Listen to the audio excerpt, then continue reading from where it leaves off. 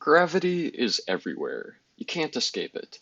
This becomes apparent in games like Outer Wilds and Kerbal Space Program. The concept of zero gravity is a myth, a fantasy. Yet pretty much every space combat game is set in zero gravity. But what about all the orbits and slingshot maneuvers?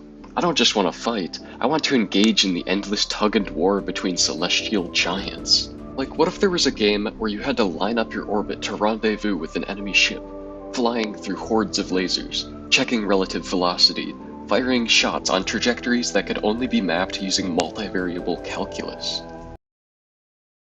Yeah, maybe there's a reason why a lot of games just simplify space by not having gravity. Maybe games don't have to encapsulate every complexity of the universe all at once. There's a reason why games don't focus on the infinite forces of gravity acting on us, but just the ones that matter.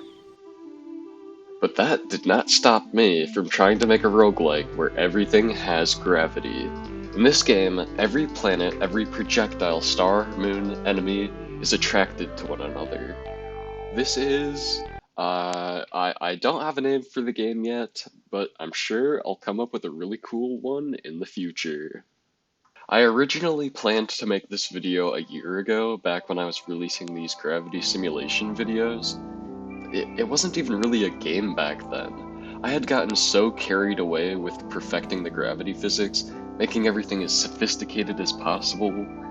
I even spent like 2 months trying to implement relativistic physics and time dilation into the game, which is something I didn't understand at the time, and I still don't understand. Some of that time was also spent brainstorming, procrastinating, and forgetting the project existed, but that's beside the point. This video may be late in one reference frame, but in another it's just in time. Think about it, everything is relative. This planet that's sitting perfectly still, zoom out and you'll see it's going pretty fast. That's me, I'm the planet.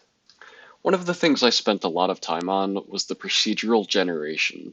In the ideas phase of this game, I thought it would be really easy to just spawn in a bunch of planets, but the problem is stability. But my solution to most problems is to avoid them, at a velocity precisely determined by this equation. And yes, this equation worked, but then I wanted to add moons. That isn't just a backdrop. That moon is actually there orbiting the planet. Yes, you can visit it too. Moons are kind of complicated because their velocity depends on the velocity of their planet. Long story short, the solution to this problem is recursion. The thing I use to visualize recursion is broccoli. Each branch of a piece of broccoli has smaller branches, and then those smaller branches have even smaller branches until you get to a point where the branches stop at buds. The buds in this game are moons. But the cool thing about recursion is that it can be scaled infinitely.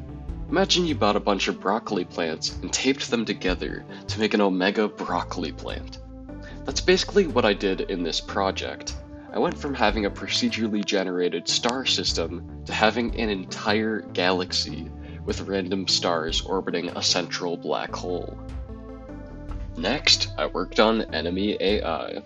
This was kind of tricky at first, because pathfinding out in space isn't the same as it is down here. Here on Earth, it's really easy for my enemies to find me. They just need to get my coordinates, track me down, and beat me up. But they won't actually find me. But if they found me out in the vacuum of space, they would also have to match my velocity, or else they would just fly off. So I wrote a script that makes it so the closer an enemy is to your position, the harder it tries to match your velocity. And I will admit that the enemies in this game are not that smart.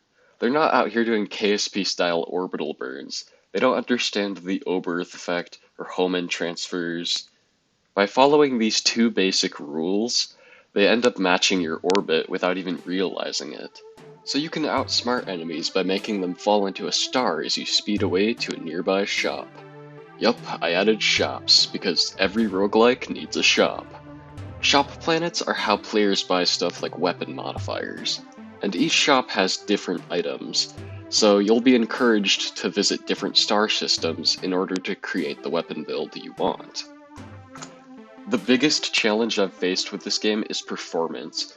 I get around 500 FPS playing this game normally, but if too many star systems are loaded in a short period of time, it can get laggy. And everything counts as a gravity object, so if you find a way to shoot like 200 projectiles per second, that would cause tremendous lag. Projectiles, enemies, rocks, stars are all treated the same way. They just have different masses and different distances from each other.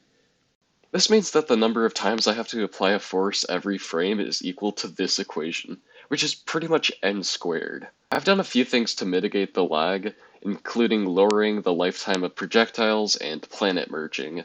The game runs pretty well now, but it tends to lag after about an hour of gameplay. I think what I'm going to work on next is making a system that deletes some of the farthest objects from the player whenever the object count gets too high. So yeah, that's about it for this devlog. There's still a bunch of stuff I'm gonna add. I'm probably going to finish the game this summer, I think. And yeah, that's about it. Thanks for watching.